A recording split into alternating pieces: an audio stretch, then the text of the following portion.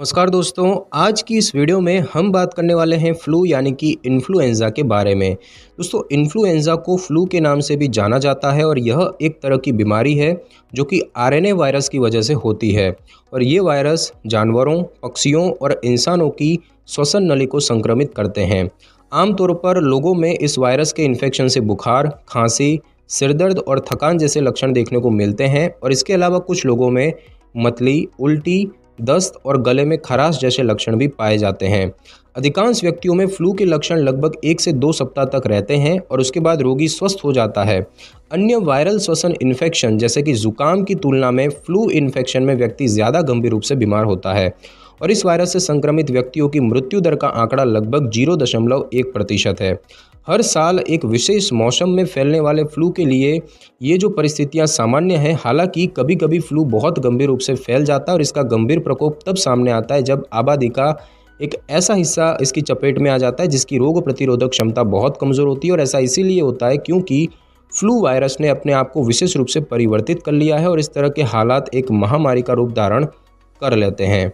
तो दोस्तों, बात की जाए इन्फ्लुएंज़ा या फ्लू के लक्षणों की, तो दोस्तों वयस्क और बच्चों में फ्लू के लक्षणों की बात करें तो इन्फेक्शन के दौरान रोगी को 100 फ़ारेनहाइट से लेकर 103 फ़ारेनहाइट तक बुखार हो सकता है। हालांकि बच्चों में बुखार का तापमान इससे भी अधिक हो सकता है।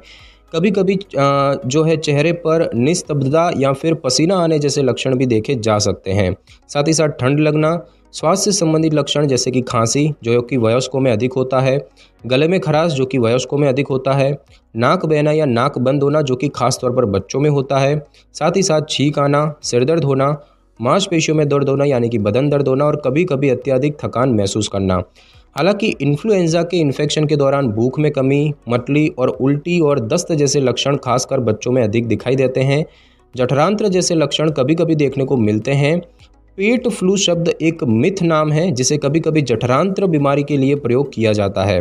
जठरांत्र बीमारी अन्य सूक्ष्म जीवों के कारण होती है। सामान्य फ्लू वायरस की तुलना में H1N1 वायरस से मतली, उल्टी और दस्त अधिक होता है। इन्फेक्शन की गंभीरता के आधार पर कुछ रोगियों में लसिका ग्रंथियों में सूजन, मांसपेशियों में दर्द, सांस लेने में तकलीफ, सिर दर्द, सीने में दर्द और शरीर में पानी की कमी देखी जा सकती है और यहाँ तक कि मौत भी हो सकती है। फ्लू यानी कि इन्फ्लुएंज़ा से संक्रमित अधिकतर व्यक्ति 1 या 2 सप्ताह में स्वस्थ हो जाते हैं। हालांकि कुछ लोगों में निमोनिया जैसी खतरनाक बीमारी विकसित हो सकती है। फ्लू से देश भर में एक साल में लगभग 36,000 लोगों की मौत होती है और कई लोग अस्पताल में भर्ती होते हैं। इन्फ्लुएंज़ा वायरस किसी भी उम्र के लोगों को संक्रमित कर सकता है। हालांकि युवाओं और स्वस्थ व्यक्तियों की तुलना में अधिक आयु वाले तथा लंबे समय से स्वास्थ्य समस्याओं से जूझने वाले लोगों में इन्फ्लुएंज़ा वायरस के इन्फेक्शन की संभावना बढ़ जाती है। और अब हम दोस्तों जानेंगे कि फ्लू के क्या कारण होते हैं, ये कैसे होता है। तो दोस्तों, फ्लू से बचने के लिए सबसे बेहतर तरीका होता है कि इसके कारण को जानना। यह बीमारी जुकाम से अलग तरह की बीमारी है। जुकाम 100 से भी अधिक अलग अलग तरह के वायरस से हो सकता है, जबकि इन्फ्लुएंज़ा वायरस ए, बी और सी के कारण फ्लू होता है।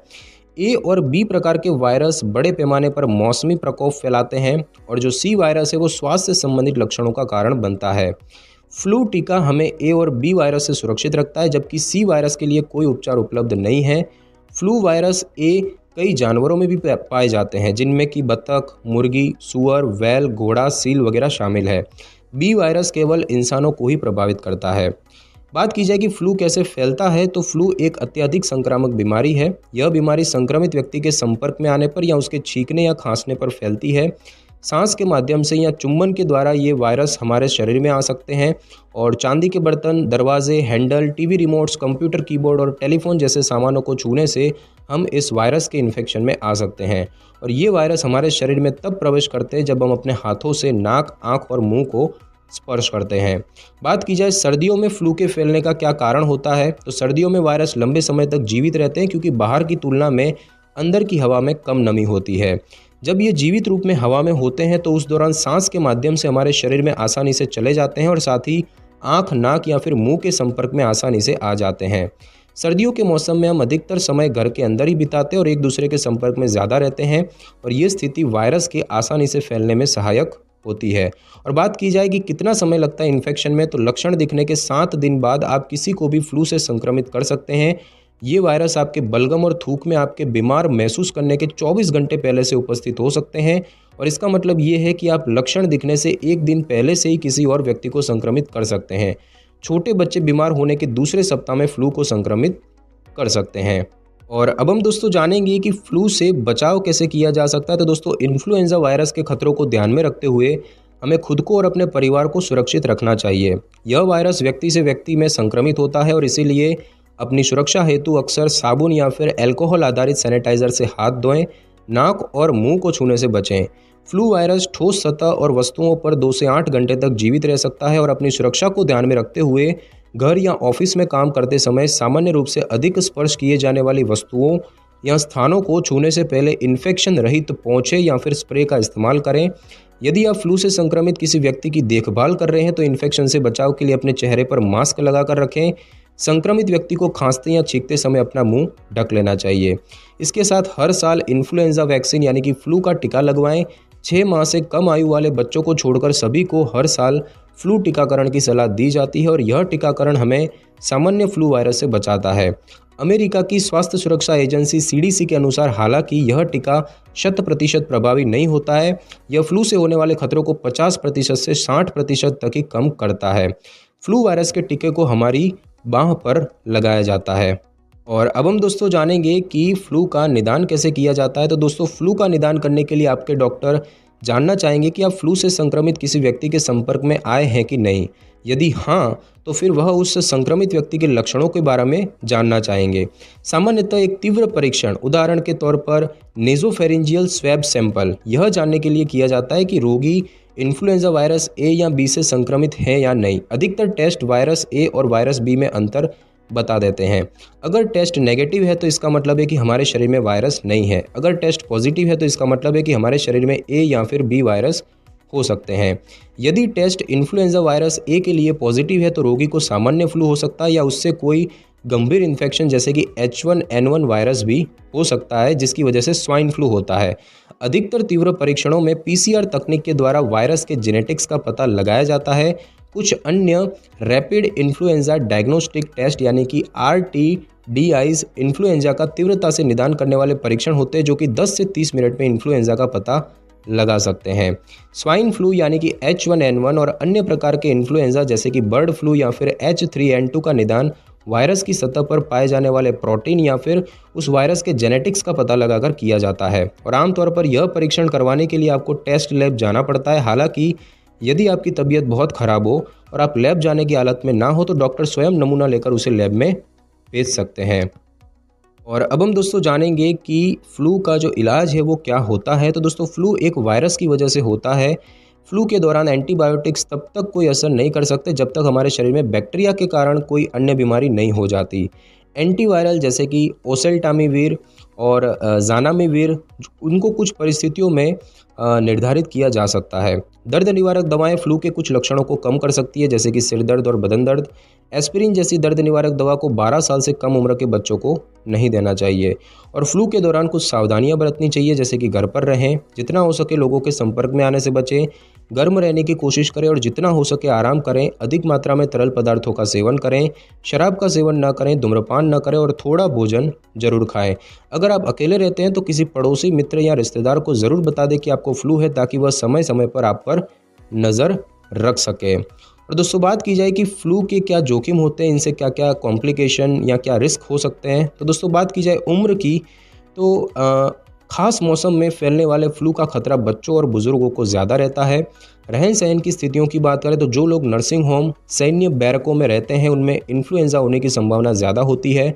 कमज़ोर रोग प्रतिरोधक क्षमता की बात करें तो कैंसर का इलाज, एंटी रिजेक्शन ड्रग्स, कॉर्टिकोस्टेरॉइड और HIV या एड्स हमारी रोग प्रतिरोधक क्षमता को कमज़ोर कर देते हैं और इससे इन्फ्लुएंजा का इन्फेक्शन हमारे शरीर में आसानी से हो सकता है और इसके खतरे भी बढ़ सकते हैं। लंबे समय से चल रही गंभीर बीमारी की बात करें तो लंबे समय से चल रही गंभीर बीमारी जैसे कि अस्थमा, मधुमेह या हार्ट संबंधी रोग से इन्फ्लुएंजा के इन्फेक्शन का खतरा बढ़ जाता है। प्रेगनेंसी की बात करें तो गर्भवती महिलाओं में इन्फ्लुएंजा के इन्फेक्शन की संभावना बढ़ जाती है, खासकर दूसरे और तीसरे तिमाही में।